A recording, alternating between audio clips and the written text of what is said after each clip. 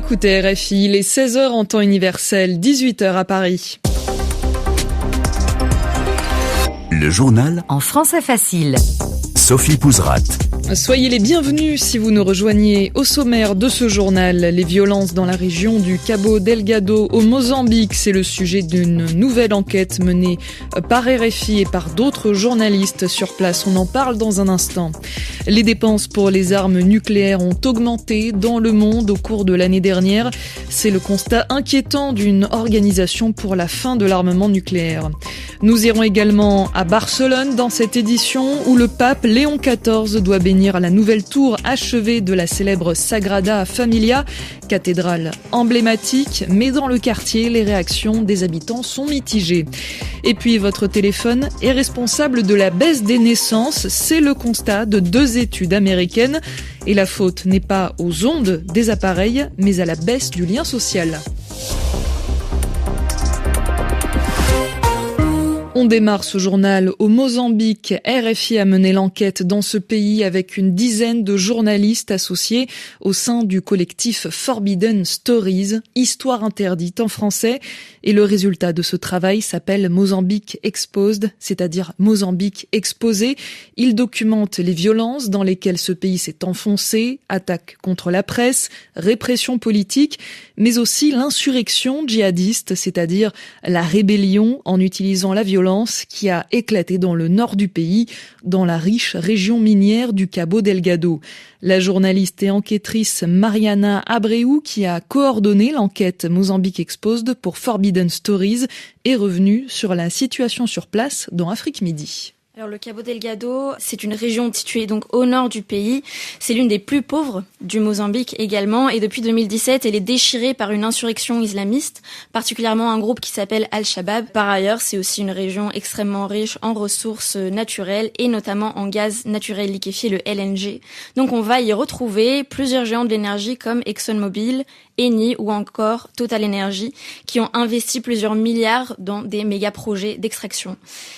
Pour faire face à l'insurrection, mais aussi rassurer ses investisseurs, les autorités mozambicaines vont déployer leur armée. Et depuis plusieurs années, elle va être donc épaulée par des forces rwandaises. Malgré cela, le Cabo Delgado reste l'une des régions les plus dangereuses du pays. Et comme le gouvernement ne veut pas que les boîtes occidentales partent, ils vont réprimer toute information qui sort du Cabo Delgado. Et donc, c'est aujourd'hui très difficile pour les nationaux, mais aussi les journalistes internationaux d'y avoir accès. La journaliste Mariana Abreu dans Afrique Midi sur RFI.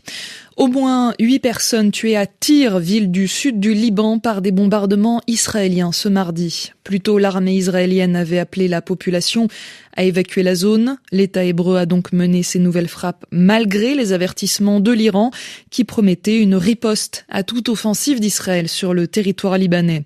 Israël qui dénonce les mesures prises par plusieurs pays contre des organisations liées à la colonisation en Cisjordanie occupée. Parmi ces pays, on retrouve la France, le Canada ou encore la Norvège et le Royaume-Uni. L'État hébreu dénonce, je cite, des mesures honteuses. Et dans ce contexte de conflit, les dépenses pour les armes nucléaires sont en forte augmentation dans le monde de l'année dernière. C'est l'alerte lancée par l'ICAN, la campagne internationale pour l'abolition, donc la fin des armes nucléaires. Son rapport, publié ce mardi, souligne une hausse de 19% des dépenses sur un an. Un jeu dangereux des grandes puissances, selon Patrice Bouvray, l'un des porte-parole de l'ICAN.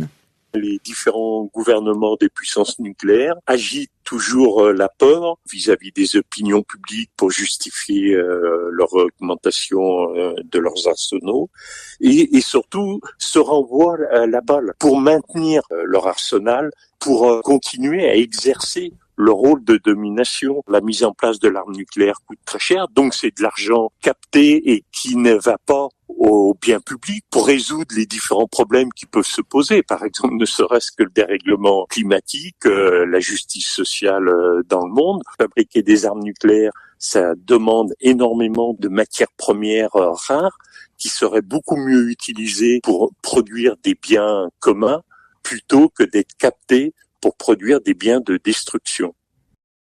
Patrice Bouvray, porte-parole de l'ICAN.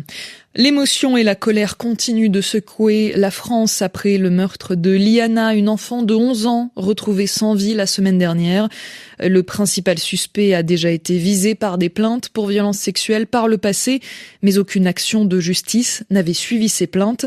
Hier, des rassemblements ont eu lieu devant les tribunaux de plusieurs villes du pays pour dénoncer les problèmes de fonctionnement de la justice. Et ce mardi, face à la polémique, le Premier ministre Sébastien Lecornu a annoncé plusieurs mesures. Il a proposé d'augmenter les peines de prison pour les violeurs en série et il souhaite aussi que les actes d'enquête qui concernent les crimes contre les mineurs, ce sont donc les personnes âgées de moins de 18 ans en France, soient faits dans un délai de 3 mois maximum. Les violences sur les mineurs, un sujet aussi abordé par le pape Léon XIV en visitant en Espagne. Il a promis des efforts supplémentaires pour lutter contre les violences sexuelles dans l'Église.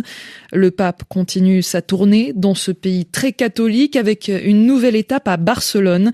La ville se prépare notamment pour l'inauguration de la tour de Jésus qui sera bénie par Léon XIV pendant une cérémonie officielle ce mercredi soir. Mais autour de la basilique, les habitants sont partagés. Reportage sur place d'Élise Gazangel. Tout est enfin prêt. Autour de la Sagrada Familia, des pancartes annoncent cette triple journée historique qui marque le centenaire de la mort d'Antoni Gaudi, l'inauguration de la dernière tour centrale et sa bénédiction par le pape. Manuela Pombo, septuagénaire.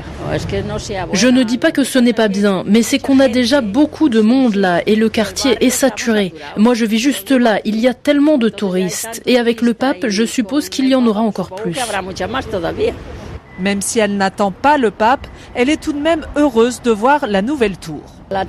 Je la vois au-dessus là et je suis très contente. La Sagrada Familia, je l'aime beaucoup parce que c'est un symbole de Barcelone et de mon quartier partout dans le monde. De l'autre côté de la basilique, Lourdes Pérez, elle, observe satisfaite le parc tout juste nettoyé. Moi je suis contente parce qu'en plus je vais à la paroisse alors que le pape vient, c'est un plus. Et puis aussi, depuis qu'on sait qu'il vient, ils ont nettoyé le quartier, refait l'esplanade. Après cette bénédiction, la tour de Jésus sera enfin illuminée chaque soir dans le ciel de Barcelone. Élise Gazangel, Barcelone, RFI. Je vous en parlais dans les titres. Les smartphones font-ils baisser le nombre de naissances ? C'est en tout cas ce que montrent 2 études américaines. Elles pointent la responsabilité des téléphones portables dans la baisse des naissances aux États-Unis et dans de nombreux pays. Et ce ne sont pas les ondes produites par les appareils qui seraient responsables, mais plutôt une baisse des relations sociales. Aux États-Unis, le taux de fécondité a chuté de 22% depuis 2007. Année de sortie du premier iPhone. Marius Lafont. L'iPhone est-il un moyen de contraception ? C'est le titre de l'une des 2 études américaines. De 2007 à 2011, le téléphone d'Apple était disponible seulement dans quelques régions des États-Unis. Les scientifiques n'ont eu qu'à comparer la fécondité de ces régions avec celles qui n'y avaient pas accès. Le résultat est sans appel, la baisse de la natalité dans les régions qui étaient dotées d'iPhone est plus forte que dans celles qui n'en étaient pas équipées.